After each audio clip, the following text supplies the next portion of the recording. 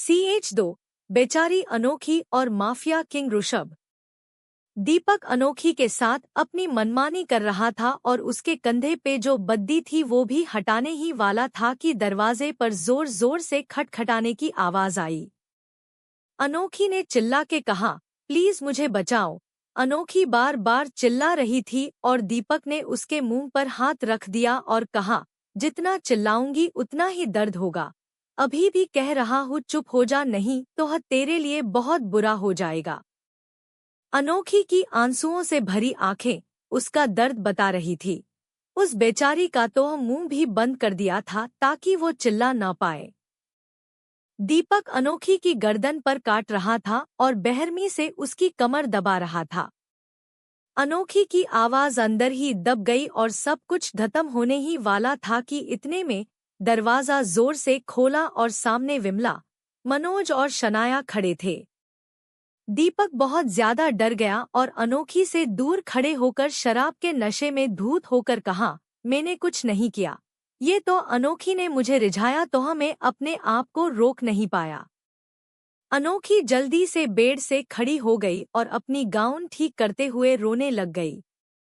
वो किसी से नजरें नहीं मिला पा रही थी। अनोखी बेकसूर थी लेकिन अभी भी वो सदमे में थी कि उसके साथ क्या हो सकता था। अनोखी कोने में खड़े होकर आंसू बहा रही थी जब गुस्से से विमला आगे बढ़ी और कहने लगी, तुम लोगों को कोई शर्म है या नहीं? दीपक ने हकलाते हुए कहा, माँ, वो मैं। विमला ने आंखें दिखाते हुए कहा, चुप रह। कहा था न कि इस बेशरम लड़की के पीछे मत पड़। आखिर रिझा ही लिया न इसने तुझे। ये सुनकर अनोखी दंग रह गई और विमला को देखना लगी। विमला ने अनोखी की तरफ देख के कहा, मुझे ऐसे मत देख। आंखें निकल लूंगी तेरी बेशरम लड़की। दीपक को चैन की सांस आई कि उसे कोई भी कुछ नहीं कहने वाला। विमला अनोखी की तरफ गुस्से से बढ़ी और उसका हाथ झिंझोड़ के कहा, तुझे जरा सी भी शर्म आती है या नहीं? मेरे बेटे को अपना ये कमसीन शरीर दिखाकर उसे रिझाना चाहती है। बदतमीज लड़की, रिश्तों की मर्यादा है या नहीं है तुझे कोई? माना कि दीपक तेरा कोई भाई नहीं है, लेकिन फिर भी रहता तो वो इसी घर में है न? अनोखी को अपने कानों पे यकीन नहीं हो रहा था कि वो क्या सुन रही है। विमला ने फिर से अनोखी का हाथ झिंझोरा और उससे कहा, अपनी खूबसूरती का इतना घमंड है क्या तुझे जो इसकी नुमाइश करे जा रही है? अनोखी ने सहम कर रोते हुए कहा, मैंने कुछ नहीं किया। दीपक मेरे साथ जबरदस्ती करने की कोशिश कर रहा था। मैंने उसे रोकने की बहुत कोशिश करी लेकिन वो नहीं रुका। दीपक ने पीछे से कहा, झूठ क्यों बोल रही हो?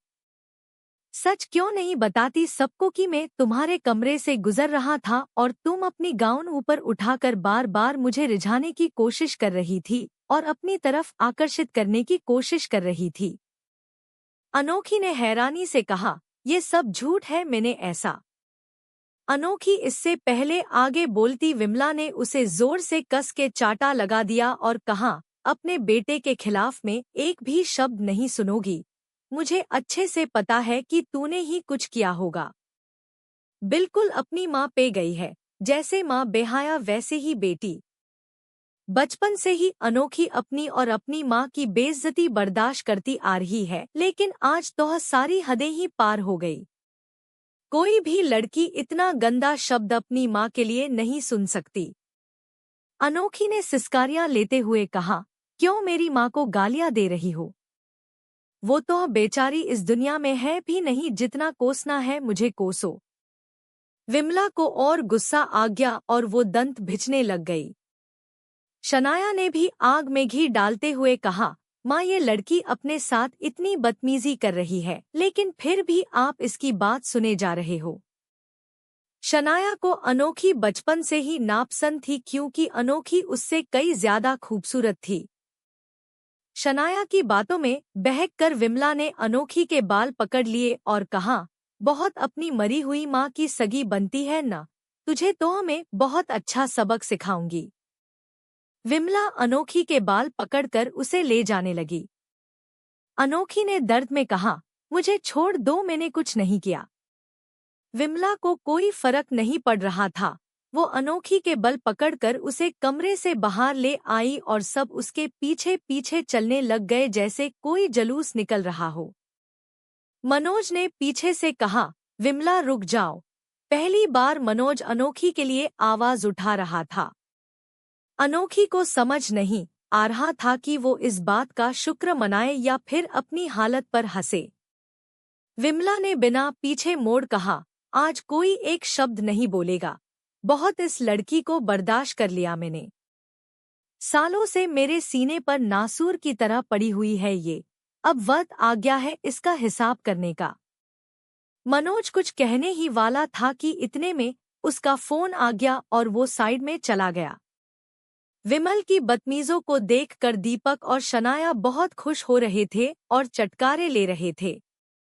विमला ने अनोखी के बाल पकड़कर घसीट के कहा, बहुत घमंड है न अपने इस शरीर पर, चल तुझे कोठे पे ले चलती हूँ, वहाँ जी भर के अपनी नुमाइश करियो। कम से कम मेरे बेटे का पीछा तो छूटेगा तुझसे। अनोखी का चेहरा रो रो कर लाल हो गया था और वो बस यही कह रही थी कि मत भेजो मुझे ऐसी जगह। जो करना है कर लो मेरे साथ। अनोखी बहुत रो रही थी लेकिन उसका दर्द समझने वाला वहाँ कोई नहीं था।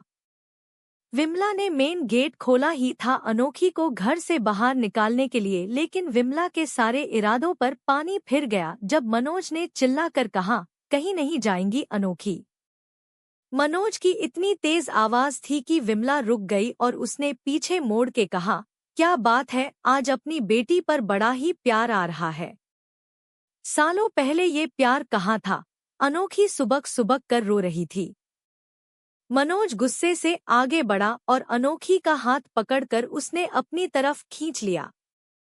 अनोखी ने चैन की सांस ली कि देर से ही सही लेकिन कम से कम उसके पाप आज उसको बचाने के लिए आगे तो आए। अनोखी अपने पापा का हाथ पकड़कर माथे से लगाकर रो रही थी और विमला ने गुस्से में कहा, ये क्या हरकत है मनोज। मनोज ने कहा, अनोखी कहीं नहीं जाएंगी, घर पे डॉक्टर बुलायो और इसका इलाज करो।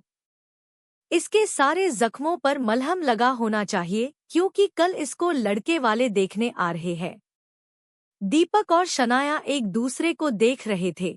वो दोनों भी हैरान थे कि आखिर चल क्या रहा है। विमला ने चिल्लाकर कहा, तुम्हारा दिमाग तो ठीक है, ये क्या बकवास करे जा रहे हो तुम। ये लड़की और शादी कभी हो ही नहीं सकता।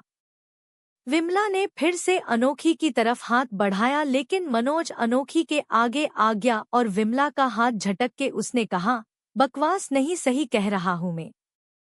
अशोक सिसोदिया आने वाले हैं कल। अशोक का नाम सुनते ही विमला का सारा गुस्सा छू मंतर हो गया और उसे धीरे से कहा, अशोक सिसोदिया, लेकिन यहाँ क्यों?